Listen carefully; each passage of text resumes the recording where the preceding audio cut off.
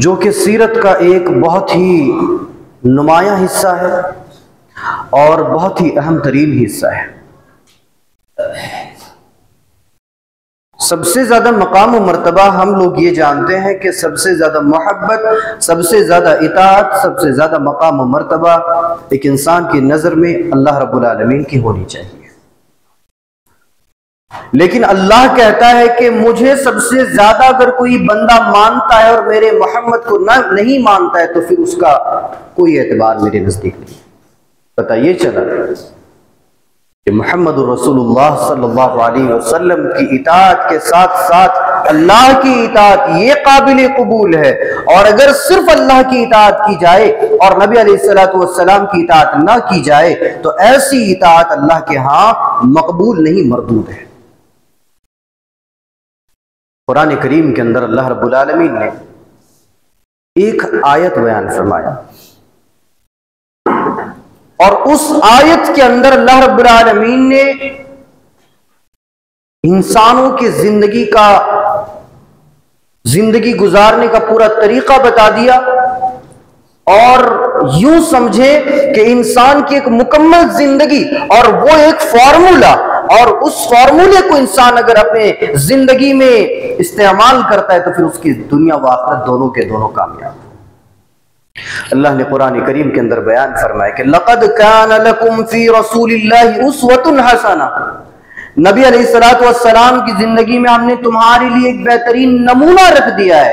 यानी अल्लाह ने हम तमाम मुसलमानों के लिए अगर किसी की जिंदगी को उसवा और नमूना बनाया तो वो मोहम्मद रसूलुल्लाह सल्लल्लाहु अलैहि वसल्लम की जिंदगी को बनाया। हमें करना क्या है? क्या हमें यह देखना है कि हमारे इलाके में शादियां होती कैसी हैं?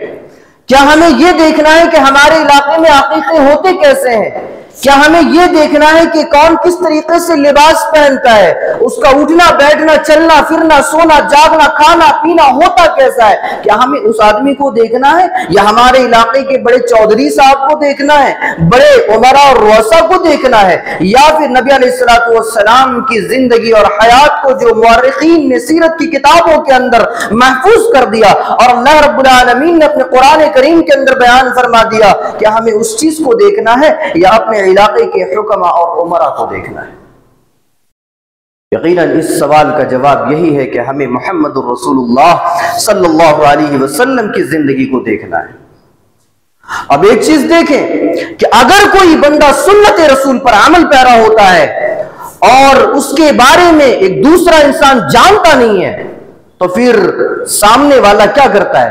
उस सुन्नत पर अमल करने की वजह से सामने वाले को चिढ़ाता है कि भाई तू ऐसा कर रहा है। एक आदमी ने अपनी बीवी के लिए कार का दरवाजा खोल दिया, सामने वाले ने देख लिया, उसको चिढ़ा रहा है कि ये देखो ज़लमुरीदी कर रहा है, ये देखो औरत की गुलामी कर रहा है। और वहां बुख्त नस्ल का जब ऊंट अल्लाह के नबी सल्लल्लाहु अलैहि वसल्लम के सामने रखा गया और वहां पर हजरत सफिया सवार होने वाली थी, अल्लाह के नबी सल्लल्लाहु अलैहि वसल्लम ने क्या किया? अपने जालों को हजरत सफिया के लिए आगे बढ़ा दिया कि सफिया अपने कदम को यहां पर रखो और ऊंट पर चढ़ जाओ। और क्या अजमत है हजरत सफिया की, क्या मकाम है। आज उनके बारे में शक किया जाता है कि वो जहन्नमी, और उनके जन्नती होने पर शक किया जाता है जिनके लिए मोहम्मद मुस्तफा करीम सल्लल्लाहु अलैहि वसल्लम ने अपने जालों को पेश कर दिया कि कदम रख दो यहां सफिया और बुख्त नस्ल वाले ऊंट पर चढ़ जाओ। ये मकाम उनका है और उनके जन्नती होने पर आज लोग शक करते हैं। वहां मोहम्मद रसूलुल्लाह सल्लल्लाहु अलैहि वसल्लम ने अपनी प्यारी बीवी के लिए अपने कदम को अपने जालों को आगे बढ़ा दिया, और आज का अगर कोई बंदा अपनी बीवी के लिए कार का दरवाजा खोले तो ज़लमुरीद हो गया। क्या नबी की जिंदगी को अल्लाह ने हमारे लिए मॉडल और नमूना नहीं बनाया है? अगर कोई बंदा उस पर अमल पैरा होता है तो आज हम ये क्यों कहते हैं कि वो ज़लमुरीदी कर रहा है, वो औरत की गुलामी कर रहा है?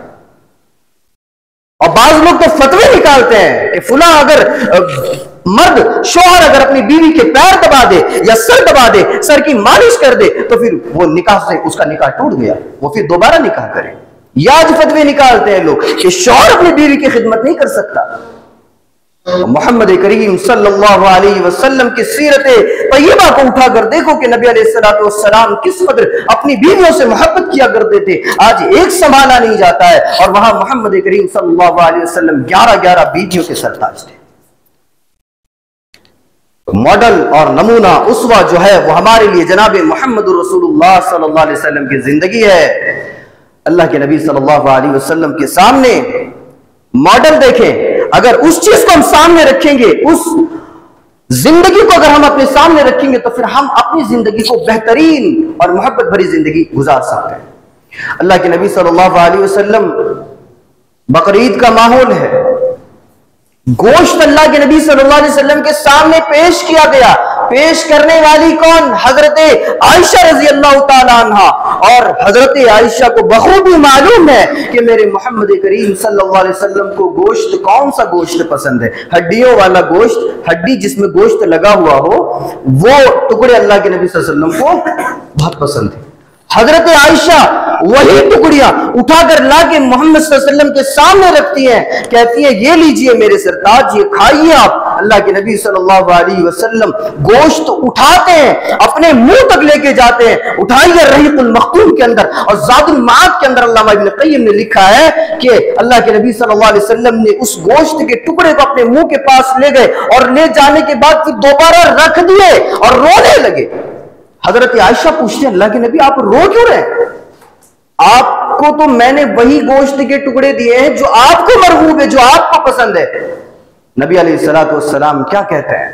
और ऐसा वैसा नहीं, बहुत ज्यादा रोने लगे, दाढ़ी मुबारक तर हो गई। पूछती है सैयदा आयशा के अल्लाह के नबी सल्लल्लाहु अलैहि वसल्लम मामला क्या है, रो क्यों रहे आप? हजरत मोहम्मद रसूलुल्लाह सल्लल्लाहु अलैहि वसल्लम क्या बयान फरमाते हैं? आयशा, मुझे मेरी बीवी खदीजा की याद आ गई।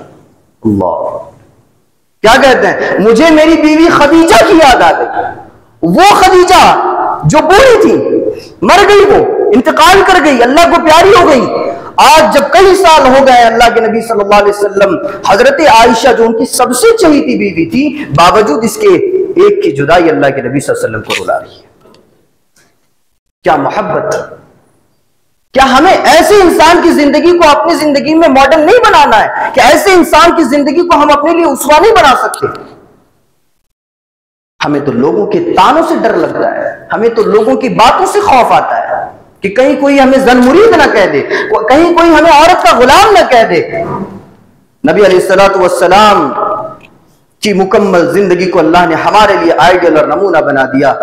चाहे जाए कि आप जिंदगी के किसी भी शोबे में रहते हो, आप डॉक्टर हो, नबी सल्लल्लाहु अलैहि वसल्लम की हकीमी को देखिए।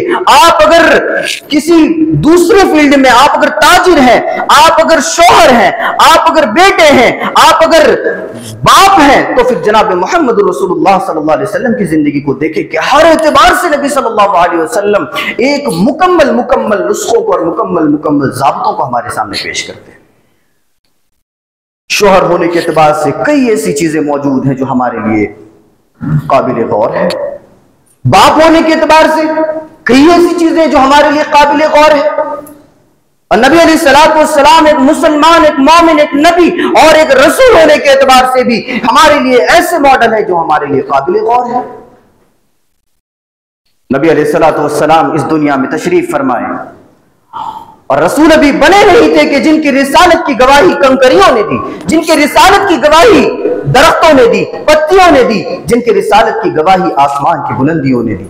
और कैसे नाफरमान बंदा अबू जहल ने कंकरियां उठाई, अपने हाथ में रखी और कहा, मोहम्मद बता, तू अगर अल्लाह का नबी, अल्लाह का रसूल है तो बता मेरे हाथ में क्या है। अल्लाह के नबी कहते हैं कि एक काम कर, अपने हाथ को अपने कानों के पास लेके जा। और रहीकुल मखतूम के अंदर यह वाकया मौजूद है। अपने हाथ को अपने कानों के पास लेके जा और देख तेरे हाथ में जो चीज मौजूद है वो गवाही देंगी कि मैं क्या हूं। मुझे गवाही देने की जरूरत नहीं है कि तेरे हाथ में क्या है, तू अपने हाथों को अपने कान के पास लेके जा, वो गवाही देंगी कि मैं कौन हूं। और नाफरमान अपने हाथों को अपने कान के पास लेके जाता है तो मोहम्मद रसूलुल्लाह सल्लल्लाहु अलैहि वसल्लम का नाम उसके कानों तक पहुंचता है।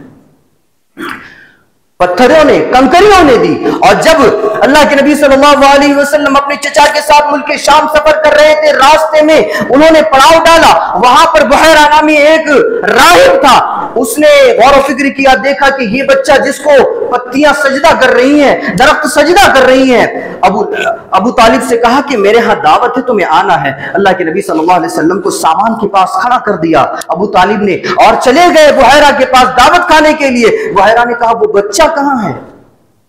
कहा, कौन सा बच्चा? कहा, वो बच्चा जिसके लिए मैंने तुम्हारी दावत की है, वो बच्चा जिसके लिए दावत की गई है, उसी को छोड़कर ये खुद खाने चले गए। कहा, उसको भी लेके आओ।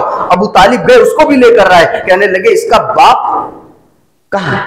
इसका बाप कौन है? अबू तालिब कहते, इसका बाप मैं हूं। और बुहैरा कहता है, नहीं, तो इसका बाप नहीं हो सकता। कहा, कैसे? मेरी किताब के अंदर इसका जिक्र मौजूद है और यह लिखा है कि इसके पैदा होने से पहले इसका बाप मर जाएगा, तो इसका बाप नहीं है।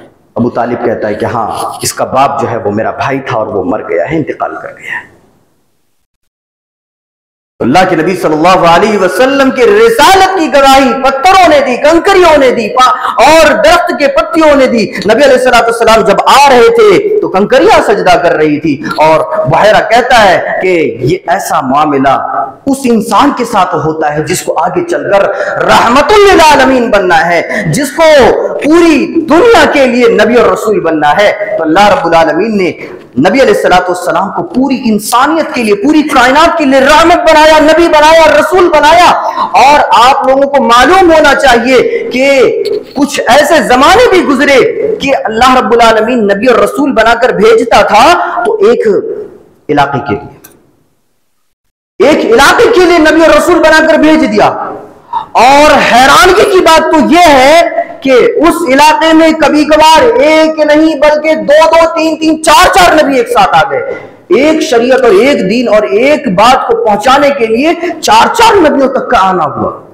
और यहां पर अल्लाह रब्बुल आलमीन सिर्फ एक इंसान को नबी और रसूल बनाकर भेज रहा है। किसके लिए? सिर्फ अरब वालों के लिए या आजम वालों के लिए, मक्का वालों के लिए या मदीना वालों के लिए या फिर उधर के सारे अरब और नखलिस्तान वालों के लिए नहीं, सारी कायनात के लिए अल्लाह ने अपने नबी को रसूल और नबी बनाकर भेजा कि दुनिया वालों सुनो, ये एक ऐसा नबी है जो सिर्फ और सिर्फ अरब के लिए नहीं और ना ही अजम के लिए, ना ही मर्द के लिए, ना औरत के लिए, बल्कि पूरी कायनात के लिए ये नबी बनकर आया। और कायनात कहते किसको है? इससे पहले भी मैंने वजाहत की है। कायनात कहते किसको है कि तीन चीजें मैंने बताई थी कि जो आलम गुजर चुका है, जहां पर हमसे अलस्तु बिरब्बिकुम कहा गया था, क्या मैं तुम्हारा रब नहीं हूं, वहां भी नबी रहमत। और जब इस दुनिया में आए इसमें भी रहमत। और नबी अलैहिस्सलाम जब क़यामत का माहौल होगा वहां भी शिफाअत करेंगे, वहां भी रहमत। तो गोया अल्लाह रब्बुल आलमीन ने अपने नबी को पूरी कायनात के लिए, पूरी जहानों के लिए रहमत बनाकर भेजा। और यहां पर क्या कि अल्लाह के नबी सल्लल्लाहु अलैहि वसल्लम को अल्लाह ने सिर्फ एक दो के लिए या एक दो इलाकों के लिए नबी और रसूल नहीं बल्कि पूरी कायनात के लिए नबी और रसूल बनाकर भेजा। फिर उसकी अजमत हम समझते क्यों नहीं है? हमारे सामने बार बार उलमाए किराम नबी अलैहिस्सलाम की आजमतों को बयान करते हैं, नबी अलैहिस्सलाम की रहमतों को बयान करते हैं। हम तक जो दीन पहुंचा उसमें अल्लाह के नबी सल्लल्लाहु अलैहि वसल्लम की कुर्बानियों को बयान करते हैं। बावजूद इसके हमें अतीउल्लाह व अतीउर रसूल का जरा सा भी पासो लिहाज नहीं है। हम बस अपने कामों में लगे हुए हैं, अपने बिजनेस में लगे हुए हैं, अपने तिजारत में लगे हुए हैं, लेकिन हमें जरा सा भी ख्याल नहीं है कि हमें अल्लाह की भी इबादत करनी है, हमें नबी अलैहिस्सलाम की भी इताअत करनी है। हमें इस चीज का पासो लिहाज नहीं रहा। अलगर्ज अल्लाह रब्बुल आलमीन ने कुरान करीम के अंदर बयान फरमाया कि मन युतिइर रसूल फक़द अता अल्लाह, जिसने रसूल की इताअत की उसने अल्लाह की इताअत की। कोई बंदा अगर दावा करे कि मैं सिर्फ अल्लाह की इताअत करता हूं तो ऐसी इताअत अल्लाह के यहां मरदूद है, मकबूल नहीं है। अल्लाह के नबी सल्लल्लाहु अलैहि वसल्लम की जिंदगी और हयात तय्यबा को उठाएंगे तो नबी अलैहिस्सलाम एक बाप होने के एतबार से भी बड़े जबरदस्त इंसान और बड़े जबरदस्त अदल करने वाले, इंसाफ करने वाले, और इस चीज को थोड़ा साइड में रखते हैं और उस चीज को उठाते हैं कि दो आदमी नबी अलैहिस्सलाम के पास आए। आप अगर कोई जज है यहां पर, कोई अगर वकील है, वकालत करता है, कोई अगर इंसाफ के मामले में अगर कहीं का किसी पोस्ट में अगर वो काम करता है, तो वो जरा इस जज को भी देख ले जिसको हमने और आपने जज नहीं बल्कि अल्लाह ने जज बनाकर भेजा। हमने और आपने उसको वो पोस्ट और वो मकाम नहीं दिया। कुरान करीम के अंदर अल्लाह ने बयान फरमाया मुहम्मदुर रसूलुल्लाह। अल्लाह ने क्या बयान फरमाया? मुहम्मदुर रसूलुल्लाह, मोहम्मद अल्लाह के रसूल है। तीन चीजें वाज़ेह हुई इस आयत करीमा से। मोहम्मद अल्लाह के रसूल है। मोहम्मद कौन है? अल्लाह के रसूल है। किसके रसूल है? अल्लाह के रसूल है। और क्या है? रसूल है। तीन चीजें कि मोहम्मद सल्लल्लाहु अलैहि वसल्लम रसूल है। किसके रसूल? अल्लाह के रसूल है। और रसूल किसने बनाया? अल्लाह ने बनाया। यानी रसूल के पोस्ट पर हमने और आपने उन्हें नहीं रखा। हमने अगर किसी इंसान को किसी इलाके का जिम्मेदार बना दिया, किसी जगह का इमाम बना दिया, किसी जगह का मुंसिफ और काजी बना दिया, कहीं का सदर बना दिया, हमसे भूल चूक हो सकती है कि हमने उस इंसान को परखा नहीं और उस इंसान को उस पोस्ट पर रख दिया। लेकिन अल्लाह जब किसी इंसान को किसी पोस्ट पर रखे तो क्या अल्लाह से गलती हो सकती है? अल्लाह ने अपने नबी को रसूल बनाया, अपने हबीब को रसूल बनाया, नबी बनाया, तो अल्लाह से गलती नहीं हो सकती है। उसने वो पोस्ट नबी अलैहिस्सलाम को अता किया। और फिर नबी अलैहिस्सलाम जब इंसाफ करते हैं तो कैसा इंसाफ करते हैं? दो सहाबी आए, दो आदमी आए, अल्लाह के नबी सल्लल्लाहु अलैहि वसल्लम फुला जमीन मेरी है। वो कहता है नहीं अल्लाह के नबी सल्लल्लाहु अलैहि वसल्लम वो मेरी है। नबी क्या बयान फरमाते हैं? कहते हैं मुझे नहीं मालूम तुम दोनों में से किसकी है। अगर ये जमीन तुम्हारी है और ये तुम ले रहे हो तो याद रखना तुम जमीन नहीं बल्कि जहन्नम का टुकड़ा ले रहे हो। और ये जमीन अगर तुम्हारी है और अगर तुम ले रहे हो तो याद रखना तुम जहन्नम का टुकड़ा ले रहे हो। दोनों साहबी, दोनों आदमी क्या कहते हैं? नहीं मेरी नहीं, चले गए दोनों। वो जमीन का क्या हुआ वल्लाहु आलम, दोनों नहीं लिए। क्या इंसाफ, क्या आदल। बेशक कुरान करीम बरहक है, सच है कि जिसकी सच्चाई दुनिया की कोई किताब उस सच्चाई का मुकाबला नहीं कर सकती। अल्लाह कुरान करीम के अंदर बयान फरमाता है लक़द कान लकुम फी रसूलिल्लाहि उस्वतुन हसना। अल्लाह ऐसे वैसे इंसान की जिंदगी को हमारे लिए नमूना और मॉडल नहीं बना रहा है। आज हम लोग सिर्फ नबी अलैहिस्सलातु वस्सलाम के बारे में सुनते हैं और हम उनके इताअत के बारे में सुनते हैं और उनकी फरमाबरदारी के बारे में सुनते हैं, उनकी अजमतों को सुनते हैं। लेकिन क्या है, थोड़ी देर के लिए हम सुनते हैं और हम ईमान थोड़ी देर के लिए ताजा हो जाता है। जब तक कि जुमा की नमाज खत्म ना हो जाए तब तक के लिए थोड़ा ईमान ताजा रहेगा। और जैसे जुमा की नमाज पढ़ के निकले फिर वही अपने कामों में लग जाएंगे जिस तरह से हम कल कर रहे थे, फिर जुमा के बाद भी वही करेंगे। याद रखें मुसलमानों कि नबी अलैहिस्सलाम के जमाने में अगर हम होते तो हमें पता चलता कि वो नबी जो इस दुनिया में आया है कितने मकाम और मर्तबे का हामिल है। हजरत खंसा रज़ियल्लाहु ताला अन्हा, क्या सहाबिया वो नबी पर अपने चार बेटों को मैदान जंग में बेच दिए। हजरत खंसा और नबी अलैहिस्सलाम के लिए वो चार बेटे जंग लड़ते हैं। हजरत खंसा से किसी ने आके कहा खंसा तेरे चारों बेटे मर गए, तेरे चारों बेटे शहीद हो गए, क्या गुजरा होगा? हजरत खंसा पर क्या गुजरा होगा? कहते हैं खंसा तेरे चारों बेटे मर गए। कोई बाप यहां ऐसा मौजूद होगा जिसका जवान बेटा मर गया हो तो फिर उसके दिल में क्या गुजरा होगा जब उसका जवान बेटा मर गया। आज से 7-8 साल पहले एक बुजुर्ग बाप का जवान बेटा मर गया तो आज भी हम उसको रोता हुआ पाते हैं। हजरत खंसा जिसके 4 बेटे और वही उसके बुढ़ापे का सहारा, चारों बेटे मैदान जंग में जाकर शहीद हो जाते हैं, अपना सर कटवा के आ जाते हैं। किसी ने कहा खंसा तेरे चारों बेटे मर गए। कहा कि क्या हुआ, मर गए तो मर जाने दो। वो क्या चोरी करते हुए मारे नहीं गए, वो डाकू करते हुए डकैती करते हुए मारे नहीं गए, वो जिना करते हुए पकड़े नहीं गए और मारे नहीं गए, वो किसी गलत और फहाश काम में मारे नहीं गए, बल्कि वो मोहम्मद करीम सल्लल्लाहु अलैहि वसल्लम के लिए अपने गर्दनों को कटवा के आए हैं। और क़यामत के दिन शायद ही कोई मेरा मुकाबला कर पाए। अल्लाह मेरे सर पर वो ताज लाकर रखेगा, खंसा तूने मेरे हबीब के लिए अपने चारों बेटों को मैदान जंग में कुर्बान कर दिया। क्या खंसा थी और क्या ईमान था उनका कि मोहम्मद करीम सल्लल्लाहु अलैहि वसल्लम की जब अजमत को उन्होंने समझा तो फिर अपनी जानों को कुर्बान कर दिया, अपने कलेजे के टुकड़ों को कुर्बान कर दिया।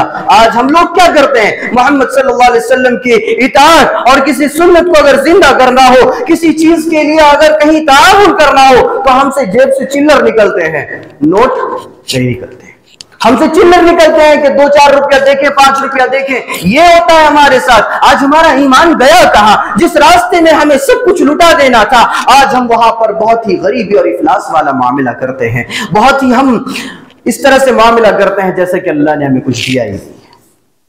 अलगर्ज मुसलमानों, ये बात गौर करने की है कि अल्लाह रब्बुल आलमीन ने पूरी इंसानियत के लिए, पूरी दुनिया के लिए नबी अलैहिस्सलातु वस्सलाम को रहमत बनाया। पूरी दुनिया वालों के लिए अल्लाह ने उसवा बनाया अपने नबी को, और ऐसा उसवा, ऐसा मॉडल कि पूरी दुनिया इंसानियत मिलकर भी ऐसा मॉडल और ऐसा उसवा नहीं ढूंढ सकती और नहीं तलाश कर सकती। एक ईसाई राइटर उसने अपनी किताब के अंदर लिखा, ईसाई किसको मानता है? ईसा अलैहिस्सलाम को मानता है।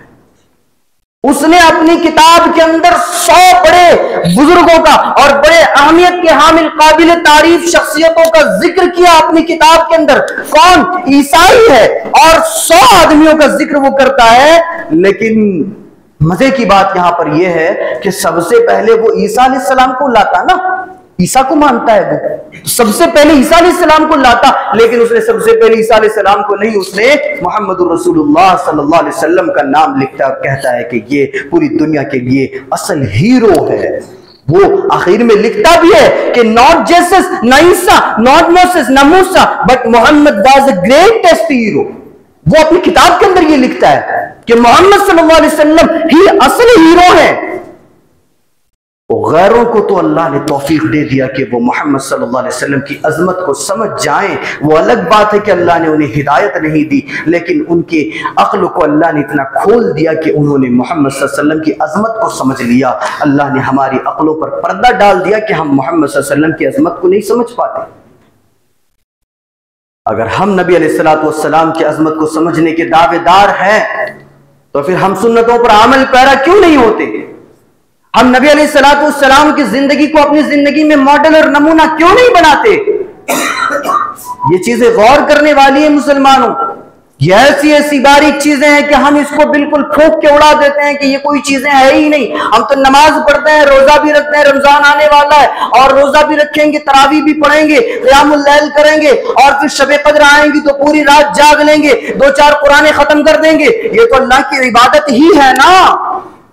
हम सोचते हैं कि यही इबादत है। नहीं, सिर्फ यही इबादत नहीं है। एक इंसान के साथ उसमें सुलूक से पेश आना, यह भी नबी अलैहिस्सलाम की तालीमात में से है। एक इंसान को माफ कर देना, यह भी अल्लाह के नबी सल्लल्लाहु अलैहि वसल्लम की तालीमात में से है। एक इंसान अन्य आप पर जुल्म जबरदस्ती की, आप कुदरत रखते हुए भी उसको माफ कर देते हैं, यह मोहम्मद रसूलुल्लाह सल्लल्लाहु अलैहि वसल्लम की तालीमात में से। एक बद्दू आया, आके मस्जिद में पेशाब कर देता है, गंदगी फैला देता है। अल्लाह के नबी सल्लल्लाहु अलैहि वसल्लम के अंदर क्या ताकत और कुव्वत नहीं थी कि उसको मारते और भगा देते मार के? लेकिन नहीं, सहाबा दौड़ रहे थे मारने के लिए। अल्लाह के नबी ने कहा नहीं, जाने की जरूरत नहीं है, मारने की जरूरत नहीं है, छोड़ दो उसे। एक आदमी ने नबी सल्लल्लाहु अलैहि वसल्लम को पकड़ के बैठा दिया, कहा मोहम्मद मेरा कर्जा दे दो जो लिए हो। अल्लाह के नबी सल्लल्लाहु अलैहि वसल्लम क्या कहते हैं कि वक्त तो अभी हुआ नहीं है कि मैं तुम्हें मेरा कर्जा दे दूं जो लिया हूं मैं, अभी तो वक्त है, मैंने इतने दिन का वक्त लिया था। कहा अगर नहीं देते हो तो फिर यहीं बैठ जाओ। रास्ते में बिठा दिया नबी सल्लल्लाहु अलैहि वसल्लम। और बिठाने के बाद अल्लाह के नबी सल्लल्लाहु अलैहि वसल्लम के सहाबा वहां से गुजर रहे हैं। वो सहाबा कितना खून खौल रहा था उनका कि उनका नबी, उनका इमाम, उनका बादशाह वहां रास्ते पर बैठा हुआ है, और वो बादशाह क्या अपने सहाबा को अगर एक इशारा देता तो वो सहाबा उसकी गर्दन को तन से अलग कर देते। क्या ताकत और कुव्वत नहीं थी नबी अलैहिस्सलाम के पास? बहुत ताकत और कुव्वत थी। लेकिन नबी की तो यही तालीमात है कि अगर तुम्हारे अंदर ताकत और कुव्वत है, तुम अगर इख्तिदार पर हो, तुम अगर हाकिम हो, तो फिर तुम्हारे लिए यह जरूरी है कि अगर तुम अपने अंदर ताकत और कुव्वत रखते हो और सामने वाला तुम पर कोई जुल्म कर देता है, जोर जबरदस्ती करता है, तो तुम उसे माफ कर दो। यह बेहतर चीज है। मुसलमानों, जरूरत इस बात की है कि हम अल्लाह रब्बुल आलमीन के कुरान को पकड़े, सुन्नत रसूल को पकड़े। मैं इस हदीस को बारहा पढ़ता हूं, तरक्तु फीकुम अमरैन, नबी सल्लल्लाहु ने बयान फरमाया, मैं दो चीजें तुम्हारे पास छोड़े जाता हूं। और याद रहे कि इस मिंबर से और हमारे मिंबर और मेहराब से सिर्फ दो ही चीजों की तालीमात जाहिर होती है, एक सुन्नत रसूल और एक अल्लाह रब्बुल आलमीन का कलाम। और जो नबी सल्लल्लाहु ने आखिरी दफा तालीम देकर गए कि तरक्तु फीकुम अमरैन लन तज़िल्लु, हरगिज़ हरगिज़ गुमराह नहीं हो सकते, लन तज़िल्लु मा तमस्सकतुम बिहिमा किताबुल्लाहि व सुन्नती, अगर तुमने अल्लाह की किताब और सुन्नत रसूल को थामे रखा मजबूती से तो फिर कभी भी गुमराह नहीं हो सकते। हमारी मिंबर और मेहराब से यही तालीमात है कि तुम कुरान और हदीस को मजबूती से थामे रहो और नबी अलैहिस्सलाम की जिंदगी को, सीरत तैयबा को अच्छी तरह से समझो, तब जाके तुम्हारी जिंदगी, इस वाली जिंदगी भी और आने वाली उखरवी जिंदगी भी कामयाब व कामरान बन सकती है। बिलाखिर हम अल्लाह से यही दुआ करेंगे कि इलाहुल आलमीन हम तमाम को सीरत तैयबा अच्छी तरह समझने और उस पर अमल करने की तौफीक अता फरमा।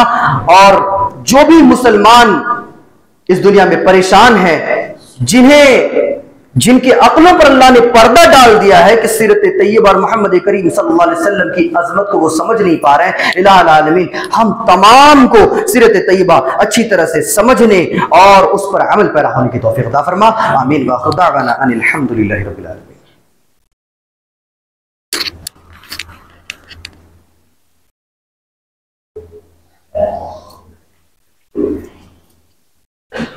इन्नल हम्दुलिल्लाह नहमदुहु व नस्तईनुहु व नस्तगफिरुहु व नऊज़ु बिल्लाहि मिन शुरूरि अनफुसिना व मिन सय्यिआति अमालिना मन यहदिहिल्लाहु फला मुज़िल्ल लहु व मन युज़लिल फला हादिय लहु व अशहदु अन ला इलाहा इल्लल्लाहु वहदहु ला शरीका लहु व अशहदु अन्न मुहम्मदन अब्दुहु व रसूलुहु। इन्नल्लाहा व मलाइकतहु युसल्लूना अलन नबी या अय्युहल्लज़ीना आमनू सल्लू अलैहि व सल्लिमू तस्लीमा। अल्लाहुम्मा सल्लि अला मुहम्मद व अला आलि मुहम्मद कमा सल्लैता अला इब्राहीम व अला आलि इब्राहीम इन्नका हमीदुम मजीद। अल्लाहुम्मा बारिक अला मुहम्मद व अला आलि मुहम्मद कमा बारकता अला इब्राहीम व अला आलि इब्राहीम इन्नका हमीदुम मजीद। इबादल्लाह रहिमकुमुल्लाह, इन्नल्लाह यअमुरुकुम बिल अदलि वल इहसान व ईताइ ज़िल क़ुर्बा व यनहा अनिल फ़हशाइ वल मुनकर व लज़िक्रुल्लाहि अकबर वल्लाहु यअलमु मा तस्नऊन।